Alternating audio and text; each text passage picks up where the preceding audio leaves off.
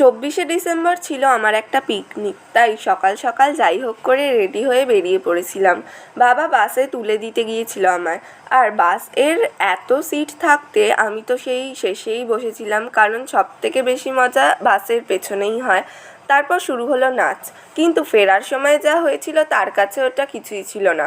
আর হ্যাঁ, আমরা যাচ্ছিলাম মধ্যমগ্রাম। তোমরা ভিডিওতে আমার যে ম্যামের বার্থডে দেখেছিলে, উনিই আমাদের নিয়ে গিয়েছিলেন পিকনিকে।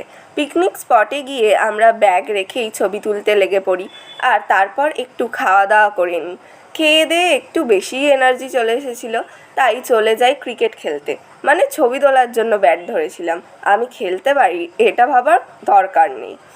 যাই হোক, খেলতে খেলতে বল হারিয়ে গিয়েছিল, তাই আমরা খেলা ছেড়ে বার্থডে সেলিব্রেশন দেখতে চলে আসি। আর তারপর শুরু হয় আমাদের মিউজিক্যাল চেয়ার, যেখানে আমি 3-4 বারের পর হেরে যাই। হেরে যাওয়ার দুঃখে তারপর আবার একটু নাচানাচি করে নিই। এত কিছু করে অবশ্যই খুব জোর খিদে পেয়ে গিয়েছিল, তাই দেখো আমরা একটা টেবিলে 9 জন একসাথে 5:30টার সময় আমাদের বাসে যেতে বলা হয়েছিল।